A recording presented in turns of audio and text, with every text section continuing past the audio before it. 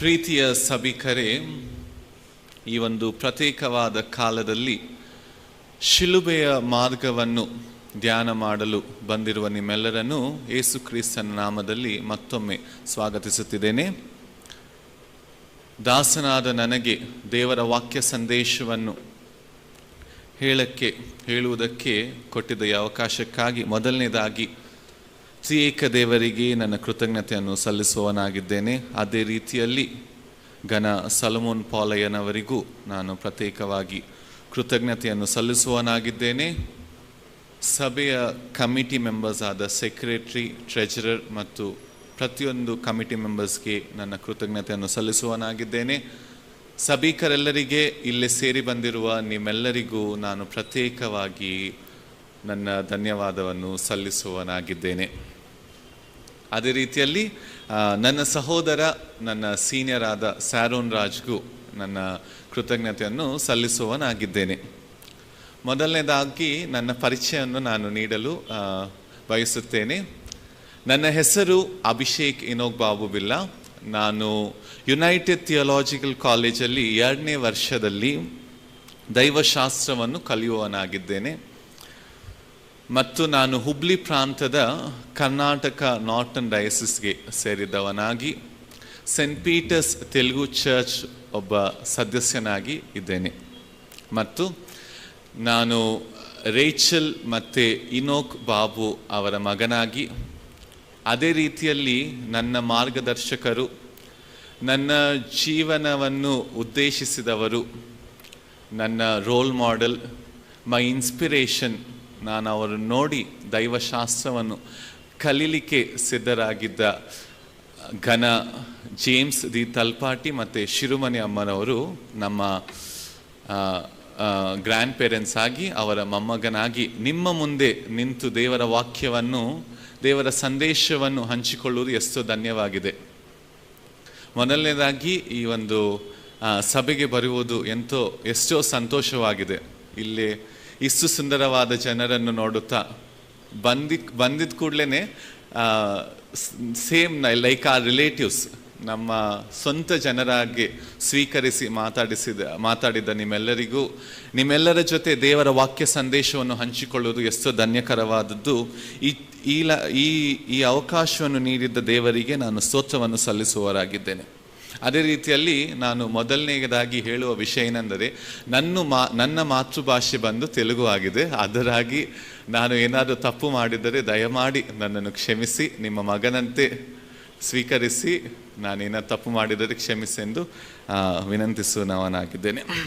ನಾವೆಲ್ಲರೂ ವಾಕ್ಯ ಸಂದೇಶಕ್ಕೆ ಹೋಗೋಕ್ಕಿಂತ ಮುಂಚೆ ನಮ್ಮ ಶಿರಗಳನ್ನು ಬಾಗಿಸಿ ದೇವರ ಸನ್ನಿಧಿಯನ್ನು ಕೋರೋಣ. ದೇವರ ವಾಕ್ಯ ಸಂದೇಶಕ್ಕೆ ಸಿದ್ಧರಾಗೋಣ.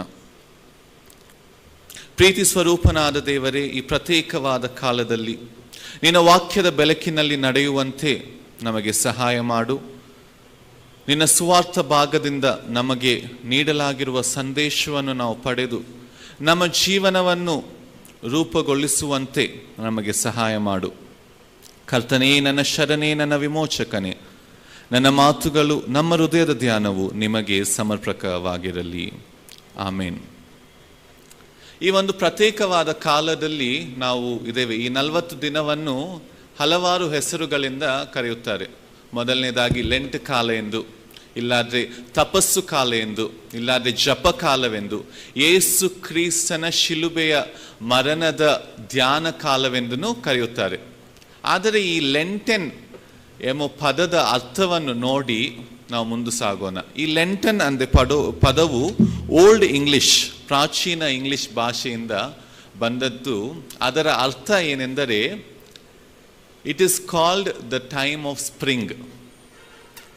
ವಸಂತ ಋತು, ವಸಂತ ಕಾಲವಾಗಿದೆ. ನಾವು ಈಗಿರುವ ಕಾಲನೇ ವಸಂತ ಕಾಲವಾಗಿದೆ, ಹೌದಲ್ಲ? ನಾವು ನೋಡಿದರೆ ನಮ್ಮ ಸುತ್ತಮುತ್ತಲಿರುವ ಪ್ರಕೃತಿಯನ್ನು ನಾವು ನೋಡಿದರೆ, ನಮ್ಮ ಸಭೆಯ ಹೊರಗಡೆನೆ ಇರುವ ಒಂದು ಮರವನ್ನು ನಾವು ನೋಡ್ತಾ ಇದ್ದೆ.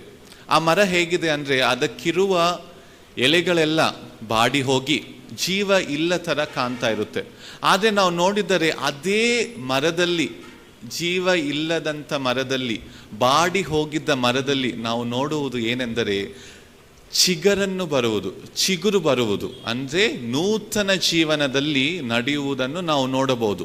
ಅದೇ ರೀತಿಯಲ್ಲಿ ಪೂರ್ವಿಕರಾದ ನಮ್ಮ ದೇವಭಕ್ತರು ಈ ಒಂದು ಈಸ್ಟರ್ಗಿಂತ ಮುಂಚೆ 40 ದಿನದ ಧ್ಯಾನವನ್ನು ಮಾಡುವಾಗ ನಾವು ಸಹ ಒಂದು ಸಿಂಬಾಲಿಕಲ್ ಆಗಿ ಪ್ರಕೃತಿಯ ಜೊತೆಯಲ್ಲಿ ಹೇಗೆ ಪ್ರಕೃತಿಯ ಮರಗಳು ಬಾಡಿ ಹೋಗುತ್ತವೋ ಅದೇ ರೀತಿಯಲ್ಲಿ ನಾವು ಸಹ ನಮ್ಮ ಪಾಪಗಳಲ್ಲಿ ನಮ್ಮ ತಪ್ಪುಗಳನ್ನೆಲ್ಲ ಬಿಟ್ಟು ನೂತನ ಜೀವನದಲ್ಲಿ ನೂತನ ಮಾರ್ಗದಲ್ಲಿ ನಡೆಯುವಂತೆ ನಾವು ರೂಪಾಂತರ ಹೊಂದುವಂತೆ ನೇಮಕವಾದ ಈ ಪ್ರತ್ಯೇಕವಾದ ದಿನಗಳಾಗಿದ್ದಾವೆ. ಈ ಪ್ರತ್ಯೇಕವಾದ ದಿನಗಳನ್ನು ಧ್ಯಾನ ಮಾಡುವಾಗ ನಾವು ಸಹ ದೇವರು ಶಿಲುಬೆಯ ಕಡೆಗೆ ಹೋಗುವ, ಯೇಸು ಕ್ರಿಸ್ತನು ಶಿಲುಬೆಯ ಕಡೆಗೆ ಹೋಗುವ ತಾನು ಹೇಳುವ ಸಂದೇಶವನ್ನು ಧ್ಯಾನ ಮಾಡುತ್ತಾ ಅದರಲ್ಲಿರುವ ಸತ್ಯವನ್ನು ತಿಳ್ಕೊಂಡು ನಾವೇನು ಮಾಡಬೇಕಂದ್ರೆ ನಾವು ರೂಪಾಂತರ ಹೊಂದುವಾಗಿ ದೇವರು ನೇಮಿಸಿದ್ದಾರೆ. ಹಾಗಾಗಿ ಈ ಒಂದು ಪ್ರತ್ಯೇಕವಾದ ದಿನವು ದೇವರು ನೇಮಿಸಿದ ಈ ಒಂದು ವಾಕ್ಯ ಸಂದೇಶವನ್ನು ಧ್ಯಾನ ಮಾಡುತ್ತಿರುವ ನಾವು ಸಹ ರೂಪಾಂತರ ಹೊಂದಿ ನೂತನ ಜೀವನವನ್ನು ಹೊಂದಿ ಯೇಸು ಕ್ರಿಸ್ತನಂತೆ ಪುನರುತ್ಥಾನನಾದ ಯೇಸು ಕ್ರಿಸ್ತನಂತೆ ಈಸ್ಟರಿನ ದಿನದಲ್ಲಿ ನೂತನ ಜೀವಿಗಳಾಗಿ ನಿಜವಾದ ಯೇಸು ಕ್ರಿಸ್ತನ ವಿಶ್ವಾಸಗಳಾಗಿ ನಾವು ನಡೆಯುವಂತೆ ಸಿದ್ಧರಾಗೋಣ. ನಾವು ಸಂದೇಶಕ್ಕೆ ಹೋಗೋಕ್ಕಿಂತ ಮುಂಚೆ ನಾನು ಹೇಳುವ ಸತ್ಯ ಏನೆಂದರೆ ನಾವು ಯೇಸುವನ್ನು ತಿರಸ್ಕರಿಸುವುದಿಲ್ಲ, ಆದರೆ ನಾವು ಅವರನ್ನು ಅನುಸರಿಸುವುದಿಲ್ಲ. ನಾವು ಯೇಸುವನ್ನು ತಿರಸ್ಕರಿಸುವುದಿಲ್ಲ, ಆದರೆ ನಾವು ಯೇಸುವನ್ನು ಅನುಸರಿಸುವುದಿಲ್ಲ. ಇದು ಹೇಗಿರುತ್ತದೆ ಅಂದರೆ ನಾವು ಯೇಸುವನ್ನು ಜೀವಿತದಲ್ಲಿ ವಿಶ್ವಾಸದಿಂದ ನಂಬುತ್ತೇವೆ, ನಮ್ಮ ರಕ್ಷಕನಾಗಿ ಸ್ವೀಕರಿಸುತ್ತೇವೆ, ಸಭೆಗೆ ಬರ್ತೇವೆ, ದೇವರ ವಾಕ್ಯವನ್ನು ಕೇಳುತ್ತೇವೆ, ವಿಶ್ವಾಸಿಗಳಾಗಿ ನಾವು ಜೀವಿಸುತ್ತೇವೆ. ಆದರೆ ದೇವರಿಗೆ ಕೊಡಲೇಬೇಕಾಗಿರುವ ಕೇಂದ್ರ ಸ್ಥಾನವನ್ನು ಕೊಡದೆ ದೇವರನ್ನು ದೂರ ಮಾಡುತ್ತೇವೆ.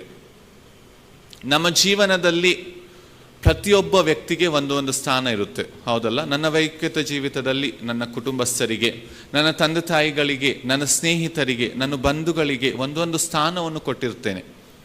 ಅದೇ ರೀತಿಯಲ್ಲಿ ನಾವು ಏನು ಮಾಡ್ತಾ ಇದ್ದೇವೆ ಅಂದರೆ ಯೇಸು ಕ್ರಿಸ್ತನಿಗೂ ಕೊಡಲಾಗಿರುವ ಕೇಂದ್ರ ಸ್ಥಾನವನ್ನು ಕೊಡದೆ ನಾವೇನು ಮಾಡ್ತಾ ಇದ್ದೇವೆ ಅಂದರೆ ಎಲ್ಲೋ ಒಂದು ಕೊನೆಯ ಸ್ಥಾನವನ್ನು ದೇವರಿಗೆ ಕೊಡುವವರಾಗಿದ್ದೇವೆ.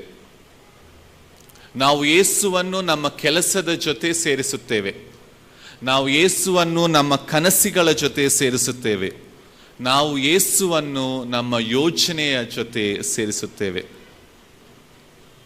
ಯೇಸು ನಮ್ಮ ಜೀವಿತದಲ್ಲಿದ್ದಾನೆ, ಆದರೆ ಕೇಂದ್ರ ಸ್ಥಾನದಲ್ಲಿ ಇಲ್ಲ. ನಾವು ಕೇಂದ್ರ ಸ್ಥಾನವನ್ನು ಯೇಸುವಿಗೆ ಕೊಡುವುದಿಲ್ಲ. ಹಾಗಾಗಿ ಏನಾಗ್ತಾ ಇದೆ ಅಂದರೆ ದೇವರು ಕೊಡಲೇಬೇಕಾಗಿದ್ದ ಸ್ಥಾನದಿಂದ ಇಲ್ಲ. ಆವಾಗ ನಾವು ಹೇಳುವುದೇನೆಂದರೆ ನಾನು ಯೇಸುವನ್ನು ನಂಬುತ್ತೇನೆ, ಆದರೆ ನನ್ನ ನಿರ್ಧಾರಣೆಗಳನ್ನು ನಾನೇ ಮಾಡುತ್ತೇನೆ. ನಾನು ಯೇಸುವನ್ನು ನಂಬುತ್ತೇನೆ, ಆದರೆ ನನ್ನ ದಾರಿಯನ್ನು ನಾನೇ ಆರಿಸುತ್ತೇನೆ.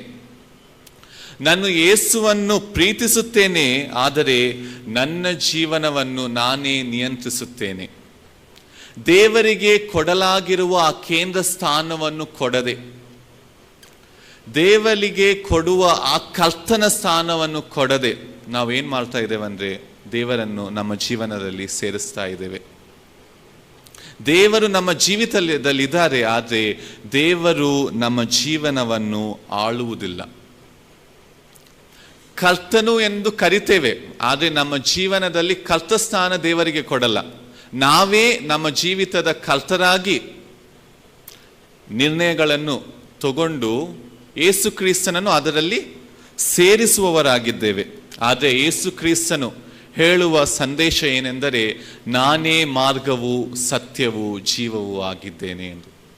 ಯೇಸು ಕ್ರಿಸ್ತನು ಹೇಳುವ ಸತ್ಯವೇನೆಂದರೆ ನಾನೇ ಮಾರ್ಗವು ಸತ್ಯವೂ ಜೀವವೂ ಆಗಿದ್ದೇನೆ. ಈ ದಿನ ನಮಗೆ ಕೊಡಲಾಗಿರುವ ವಾಕ್ಯ ಭಾಗವು ಎಷ್ಟೋ ಸುಂದರವಾಗಿದೆ. ಯೋಹಾನನು ಬರೆದ ಸುವಾರ್ತೆ 14ನೇ ಅಧ್ಯಾಯ 6ನೇ ವಚನ. ಒಂದೇ ಒಂದು ವಚನೆ, ಎಲ್ಲರಿಗೂ ಗೊತ್ತಿರುವ ಒಂದು ವಚನೆ. ಹೌದಲ್ಲ, ಸಂಡೇ ಸ್ಕೂಲ್ ಹಿಡ್ಕೊಂಡು ಯವನಸ್ಥರಾಗಲಿ ಎಲ್ಲರಿಗೂ ಕಂಠಪಾಠ ಮಾಡುವ ಒಂದು ಬಹಳ ಸುಲಭವಾದ ಒಂದು ವಚನೆ ಆಗಿದೆ. ಏನೆಂದರೆ, ಯೇಸು ಕ್ರಿಸ್ತನು ಹೇಳಿದ್ದನು, ನಾನೇ ಮಾರ್ಗವು ಸತ್ಯವೂ ಜೀವವೂ ಆಗಿದ್ದೇನೆ ಎಂಬುವ ವಿಷಯವನ್ನು ನಾವು ನೋಡಬಹುದು.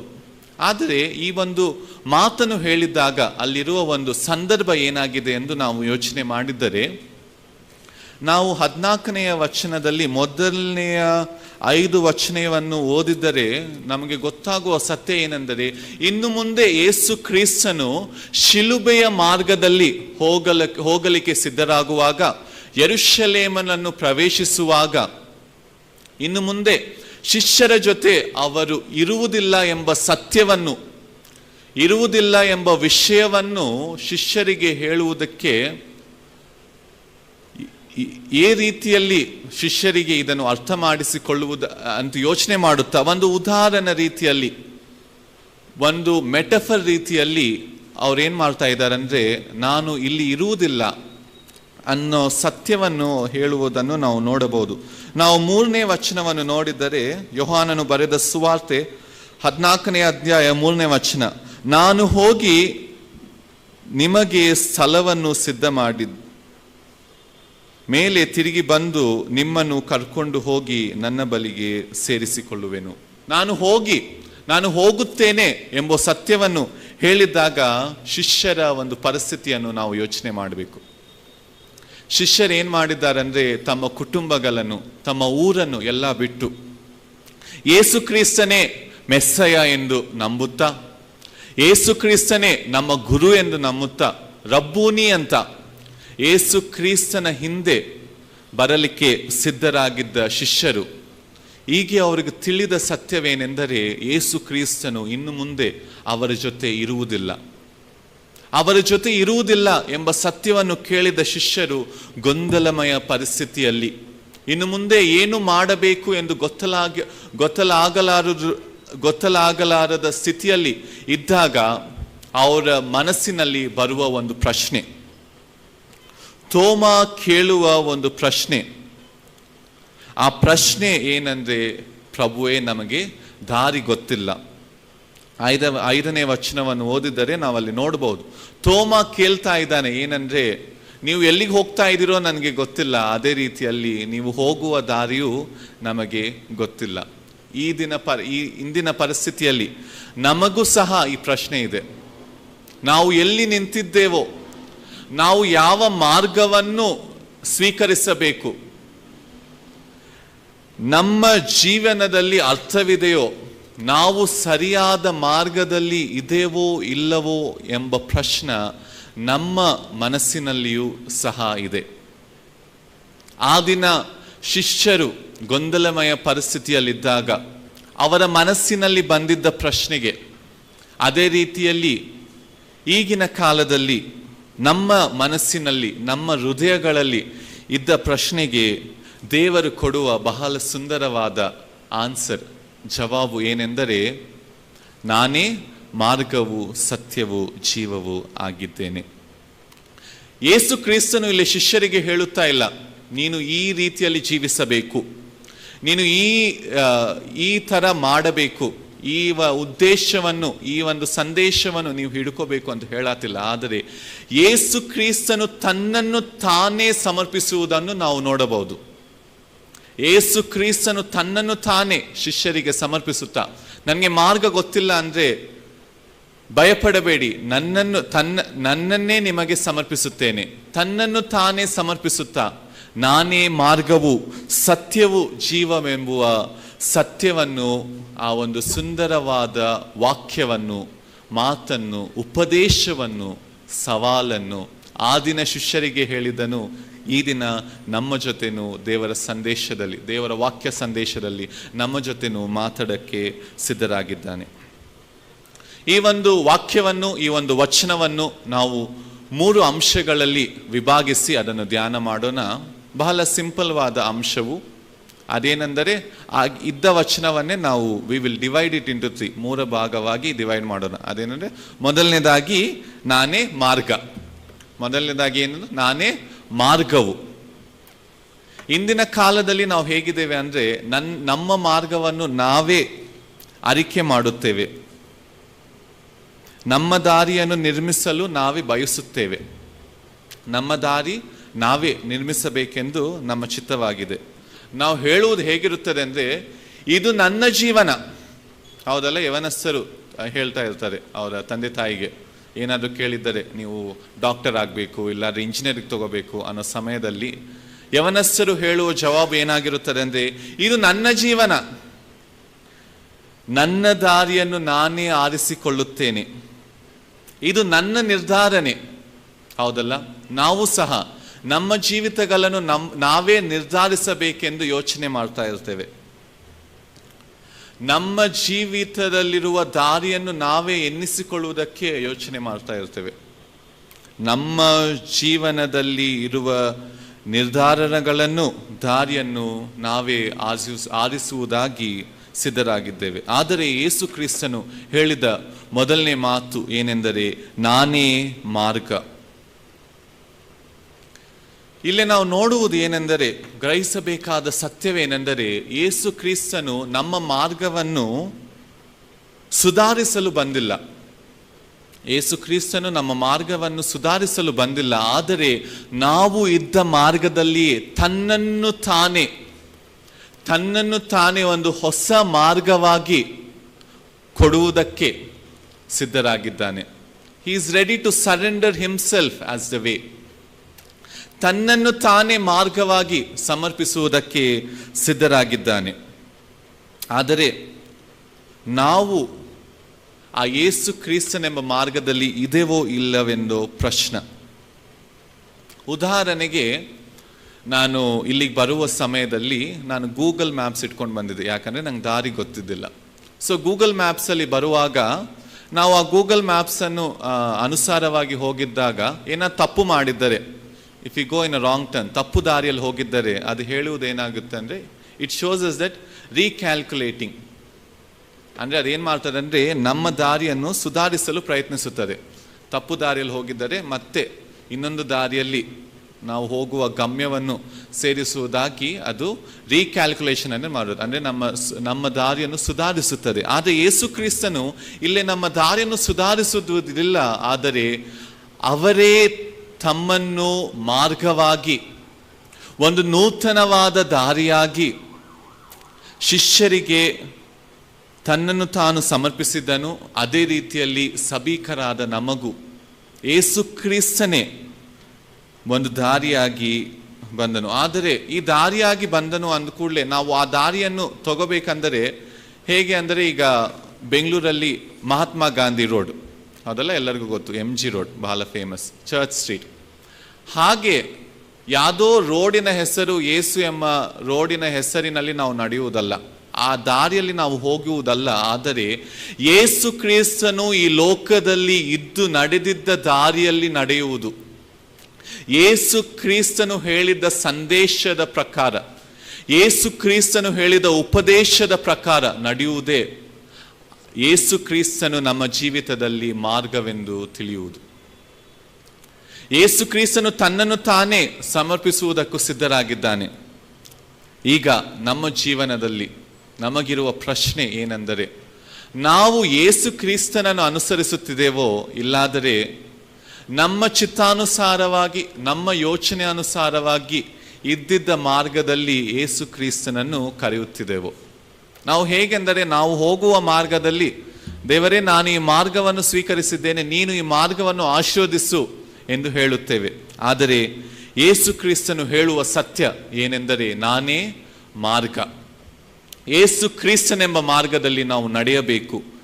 ಯೇಸು ಕ್ರಿಸ್ತನೆಂಬ ಮಾರ್ಗದಲ್ಲಿ ನಾವು ನಡೆಯಲಿಕ್ಕೆ ಸಿದ್ಧರಾಗಬೇಕು. ನಮ್ಮ ಚಿತ್ತಾನುಸಾರವಾಗಿ ನಮಗಿಷ್ಟವಾದ ಮಾರ್ಗದಲ್ಲಿ ನಡೆಯುವುದಲ್ಲ, ಆದರೆ ಆ ಒಂದು ತಪ್ಪು ಮಾರ್ಗವನ್ನು ಬಿಟ್ಟು ನಿಜವಾದ ಮಾರ್ಗವಾದ ಯೇಸು ಕ್ರಿಸ್ತನನ್ನು ನಾವು ಆ ಒಂದು ಮಾರ್ಗದಲ್ಲಿ ನಡೆಯಬೇಕು. ಮತ್ತೆ ನಾವು ಎರಡನೇದಾಗಿ ನೋಡಿದರೆ, ನಾನೇ ಸತ್ಯವು. ಮೊದಲನೇದಾಗಿ ನಾನೇ ಮಾರ್ಗವು, ಎರಡನೇದಾಗಿ ನಾನೇ ಸತ್ಯವು. ಇಂದಿನ ಕಾಲದಲ್ಲಿ ಸತ್ಯ ಏನಂತಾನೆ ಒಂದು ದೊಡ್ಡ ಪ್ರಶ್ನೆ ಆಗಿದೆ, ಹೌದಲ್ಲ? ಯಾವುದು ಸತ್ಯ ಎಂಬುದೇ ನಮಗೆ ಗೊತ್ತಿಲ್ಲ. ಯಾಕಂದರೆ ನಾವು ಏನು ಮಾಡ್ತೇವೆ ಅಂದರೆ ನಮ್ಮ ಚಿತ್ತಾನುಸಾರವಾಗಿ ನಾವು ನಮ್ಮ ಸತ್ಯವನ್ನು ರೂಪಿಸುತ್ತೇವೆ. We mould the truth according to our desires. ಹಾಗಾಗಿ ನಾವು ಹೇಗಿರುತ್ತದೆ ಅಂದರೆ, ನನ್ನ ಸತ್ಯ ಬೇರೆ, ನಿಮ್ಮ ಸತ್ಯ ಬೇರೆ. ನನ್ನ ಚಿತ್ತಾನುಸಾರವಾಗಿ, ನನ್ನ ಯೋಚನೆ ಅನುಸಾರವಾಗಿ, ನನ್ನ ಹೃದಯದ ಆಶೆಗಳ ಅನುಸಾರವಾಗಿ ನನ್ನ ಸತ್ಯ ಒಂದಾಗಿರುತ್ತದೆ. ನಿಮ್ಮ ಚಿತ್ತಾನುಸಾರವಾಗಿ, ನಿಮ್ಮ ಹೃದಯದ ಯೋಚನೆ ಅನುಸಾರವಾಗಿ ನಿಮ್ಮ ಸತ್ಯವು ಇನ್ನೊಂದಾಗಿರುತ್ತದೆ. ಆದರೆ ಯೇಸು ಕ್ರಿಸ್ತನು ಹೇಳುವನು, ನಾನೇ ಸತ್ಯವು. ಕನ್ನಡದಲ್ಲಿ ಒಂದು ಸುಂದರವಾದ ಗಾದೆ ಇದೆ. ಏನೆಂದರೆ, ಸತ್ಯವು ಕಹಿಯಾಗಿದ್ದರೂ ಫಲವು ಸಿಹಿ. ಸತ್ಯವು ಕಹಿಯಾಗಿದ್ದರೂ ಫಲವು ಸಿಹಿ. ಇಲ್ಲಿ ನಮಗೆ ಗೊತ್ತಾಗಿರೋ ಸತ್ಯ ಏನೆಂದರೆ, ಸತ್ಯ ಹೇಗಿರುತ್ತದೆ? ಕಹಿಯಾಗಿರುತ್ತದೆ. ಯೇಸು ಕ್ರಿಸ್ತನೆಂಬ ಸತ್ಯವನ್ನು ಹಿಡಿದಿದ್ದರೆ ಆ ಸತ್ಯ ಹೇಗಿರುತ್ತದೆ ಅಂದರೆ, ಅದು ನಮ್ಮನ್ನು ಪ್ರಶ್ನಿಸುತ್ತದೆ, ನಮ್ಮನ್ನು ಅಸ್ತವ್ಯಸ್ತಗೊಳಿಸುತ್ತದೆ, ನಮಗೆ ಬದಲಾವಣೆಯನ್ನು ಒತ್ತಾಯ ಕೊಡುತ್ತದೆ. ಆದರೆ ನಮಗಿರುವ ಸತ್ಯ ಹೇಗಿರುತ್ತದೆ ಅಂದರೆ, ಅದು ನಮ್ಮನ್ನು ಪ್ರಶ್ನಿಸುವುದಿಲ್ಲ, ನಮಗೆ ಬದಲಾವಣೆಯೂ ಕೊಡುವುದಿಲ್ಲ. ಯಾಕಂದರೆ ನಮ್ಮನುಸಾರವಾಗಿ ನಮ್ಮ ಸತ್ಯ ಇರುತ್ತದೆ. ಆದರೆ ಯೇಸು ಕ್ರಿಸ್ತನ ಸತ್ಯ, ನಿಜವಾದ ಸತ್ಯ ಹೇಗಿದೆ ಅಂದರೆ, ನಮ್ಮನುಸಾರವಾಗಿ ಅಲ್ಲ, ಆದರೆ ನಮ್ಮನ್ನು ಪ್ರಶ್ನಿಸುವ ಸತ್ಯ, ನಮ್ಮನ್ನು ಬದಲಾವಣೆಗೆ ನಡೆಸುತ್ತಿರುವ ಸತ್ಯವಾಗಿದೆ. ನಮಗೆ ಬರುವ ಪ್ರಶ್ನೆ ಏನೆಂದರೆ, ನಾವು ಆ ಸತ್ಯವನ್ನು ಸ್ವೀಕರಿಸಿದ್ದೇವೋ, ಇಲ್ಲಾಂದರೆ ನಮ್ಮ ಅನುಸಾರವಾದ ಸತ್ಯದಲ್ಲಿ ನಾವು ನಡೆಯುವುದಕ್ಕೆ ಬಯಸುತ್ತೇವೋ. ನಾವು ಪ್ರತಿ ಭಾನುವಾರನೂ ದೇವಾಲಯಕ್ಕೆ ಬರುತ್ತೇವೆ. ವಿಶ್ವಾಸಿಗಳಾದ ನಾವು ಪ್ರತಿ ಭಾನುವಾರನೂ ದೇವಾಲಯಕ್ಕೆ ಬರುತ್ತೇವೆ. ದೇವಾಲಯಕ್ಕೆ ಬರುವುದಾದ ಮಾತ್ರವಲ್ಲವೇ, ಯೇಸು ಕ್ರಿಸ್ತನ ಸತ್ಯ ಉಪದೇಶವನ್ನು ಕೇಳುತ್ತೇವೆ. ಅಯ್ಯನವರು ಹೇಳುವ ಸಂದೇಶವನ್ನು ಕೇಳುತ್ತೇವೆ. ಆ ಸಂದೇಶವನ್ನು ಕೇಳುವುದು ಮಾತ್ರವಲ್ಲ, ಅದನ್ನು ಅರ್ಥನೂ ಮಾಡಿಕೊಳ್ಳುತ್ತೇವೆ. ಆದರೆ ಅದರಿಂದ ನಾವು ಬದಲಾವಣೆ ಆಗುವುದಿಲ್ಲ. ನಾವೇನು ಮಾಡ್ತೇವೆ? ಕೇಳ್ತೇವೆ, ಅರ್ಥ ಮಾಡಿಕೊಳ್ಳುತ್ತೇವೆ, ಆದರೆ ಏನು ಮಾಡಲ್ಲ, ಬದಲಾವಣೆ ಆಗುವುದಿಲ್ಲ. ಆದರೆ ಯೇಸು ಕ್ರಿಸ್ತನು ತೋರುವ ನಿಜವಾದ ಸತ್ಯವೇನಾಗಿದೆ ಅಂದರೆ, ಅದು ನಮ್ಮಲ್ಲಿಗೆ ಬದಲಾವಣೆಯನ್ನು ನೀಡುವ ಸತ್ಯವಾಗಿದೆ. ಉದಾಹರಣೆಗೆ, ನಾವು ಕನ್ನಡಿಯಲ್ಲಿ ನಮ್ಮ ಮುಖವನ್ನು ನೋಡಿದ್ದರೆ, ನಾವು ಏನಾದರೂ ಒಂದು ಕೆಲಸ ಮಾಡಿ ಧೂಳನ್ನು ಒರೆಸಿದ್ದ ಮೇಲೆ ಕನ್ನಡಿಯಲ್ಲಿ ನಮ್ಮ ಮುಖವನ್ನು ನೋಡಿದರೆ, ನಮ್ಮ ಮುಖದ ಮೇಲೆ ಇದ್ದ ಧೂಳು ಕನ್ನಡಿಯಲ್ಲಿ ಕಾಣಿಸಿದ್ದಾಗ ನಾವು ಏನು ಮಾಡ್ತೇವೆ? ನಮ್ಮ ಮುಖವನ್ನು ತೊಳೆದುಕೊಳ್ಳುತ್ತೇವೆ, ಇಲ್ಲಾದ್ರೆ ಕನ್ನಡಿಯನ್ನೇ ಬದಲಾಗಿಸುತ್ತೇವೆ? ನಿಜವಾಗಿ ನಮ್ಮ ಮುಖವನ್ನು ನಾವು ತೊಳೆಯಬೇಕು, ಹೌದಲ್ಲ? ಆದರೆ ಈಗಿನ ಕಾಲ ಹೇಗಾಗಿದೆ ಅಂದರೆ, ದೇವರ ವಾಕ್ಯ ಎಂಬ ಕನ್ನಡಿಯನ್ನು ನೋಡುವ ಪ್ರತಿಯೊಬ್ಬ ವಿಶ್ವಾಸಿನೂ, ದೇವರ ವಾಕ್ಯದ ಬೆಳಕಿನಲ್ಲಿ ತನ್ನನ್ನು ತಾನು ನೋಡಿದ ಪ್ರತಿಯೊಂದು ವಿಶ್ವಾಸಿಯು ಆ ಧೂಳು ಥರ, ಮುಖದ ಮೇಲೆ ಇರುವ ಧೂಳು ಥರ, ನಮ್ಮಲ್ಲಿರುವ ಪಾಪವು, ನಮ್ಮಲ್ಲಿರುವ ಅಪರಾಧವು, ನಮ್ಮಲ್ಲಿರುವ ನೇರವು ಕಾಣಿದ್ದಾಗ ನಾವೇನು ಮಾಡ್ತೇವೆ ಅಂದರೆ, ಕನ್ನಡಿಯನ್ನೇ ಬದಲಾಗಿಸುತ್ತೇವೆ. ಅಂದರೆ ನಾವು ಭಾನುವಾರ ದೇವಾಲಯಕ್ಕೆ ಬರುತ್ತೇವೆ, ದೇವರ ವಾಕ್ಯವನ್ನು ಕೇಳಿದ್ದಾಗ, ಅಯ್ಯನವರು ಹೇಳಿದ್ದ ವಾಕ್ಯವನ್ನು ಕೇಳಿದ್ದಾಗ, ಆ ವಾಕ್ಯದಲ್ಲಿ ನಮ್ಮನ್ನು ನಾವು ನೋಡಿಕೊಂಡು ನಮ್ಮಲ್ಲಿರೋ ಪಾಪವನ್ನು ನಾವು ನೋಡಿದರೆ ಏನು ಮಾಡ್ತೇವೆ ಅಂದರೆ, ಬರೋ ವಾರ ಆ ದೇವಾಲಯಕ್ಕೆ ಹೋಗಲ್ಲ, ಇನ್ನೊಂದು ದೇವಾಲಯಕ್ಕೆ ಹೋಗುತ್ತೇವೆ. ನಮ್ಮ ಅನುಸಾರವಾಗಿ, ನಮಗೆ ಇಷ್ಟಪೂರ್ವಕವಾಗಿ ಇರುವ ವಾಕ್ಯ ಸಂದೇಶವನ್ನು ಕೇಳುವವರಾಗಿದ್ದೇವೆ.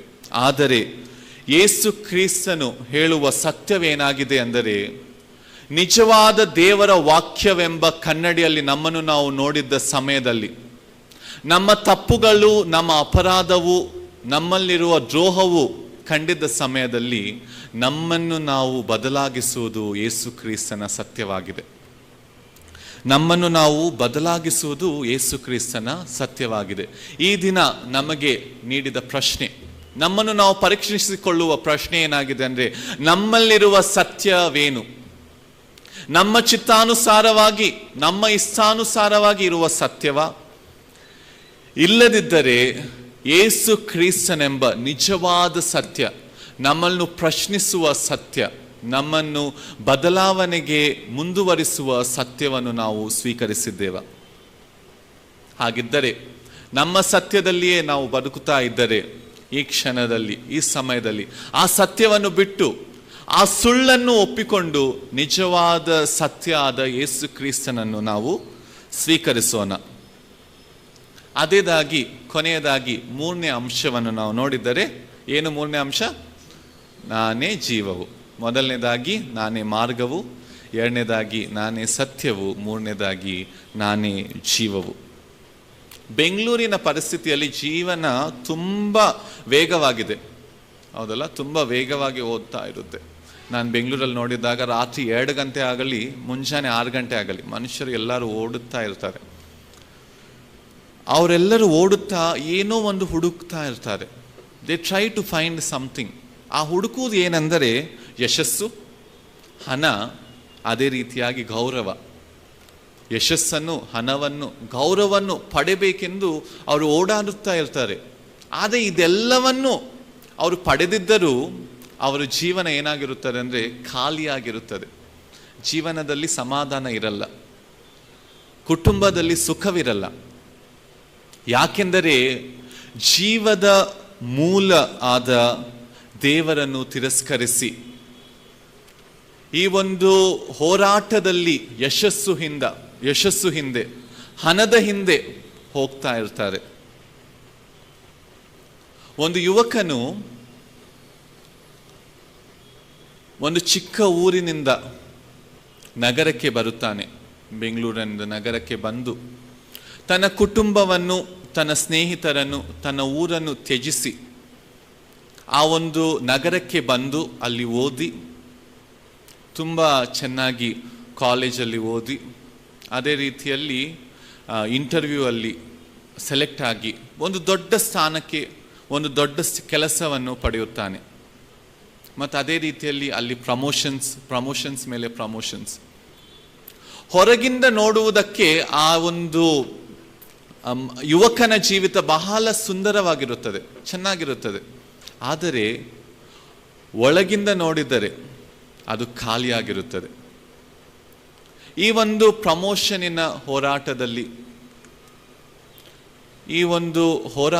ಅವನೇನು ಮಾಡ್ತಾ ಇರ್ತಾನಂದ್ರೆ, ಸ್ನೇಹಿತರ ಜೊತೆ ಹೋಗಿ ಮಾಡಲಾರದನ್ನು ಕೆಲಸವನ್ನು ಮಾಡಿ ವ್ಯಸನಗಳಿಗೆ ಒಳಗಾದನು.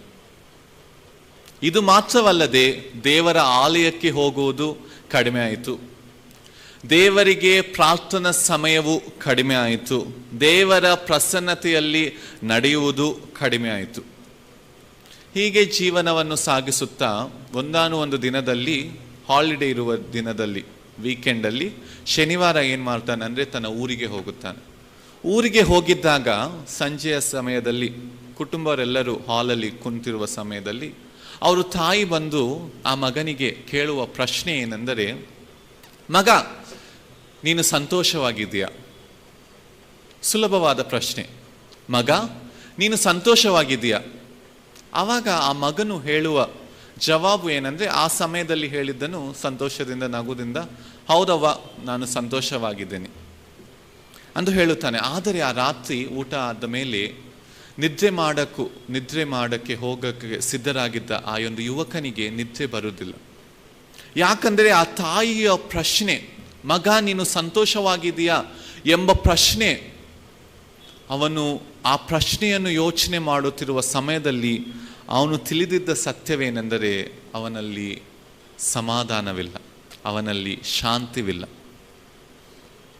ಈ ಒಂದು ಸತ್ಯವನ್ನು ಗ್ರಹಿಸಿದ ಅವನು ಮಾರನೇ ದಿನ ದೇವಾಲಯಕ್ಕೆ ಹೋಗಿ ಒಂದು ಮೂಲೆಯಲ್ಲಿ ಕುಂತು ಪ್ರಾರ್ಥನೆ ಮಾಡುವ ಸಮಯದಲ್ಲಿ ತನ್ನನ್ನು ತಾನು ಪರೀಕ್ಷಿಸಿಕೊಂಡು ದುಃಖದಿಂದ, ಕಣ್ಣೀರಿನಿಂದ ಹೇಳಿದ್ದ ಸತ್ಯವೇನೆಂದರೆ, ನನ್ನ ಜೀವನದಲ್ಲಿ ಎಲ್ಲವೂ ಇದೆ, ನನ್ನ ಜೀವನದಲ್ಲಿ ಎಲ್ಲವೂ ಇದೆ, ಆದರೆ ಜೀವದ ಮೂಲವಾದ ದೇವರೇ ಇಲ್ಲ.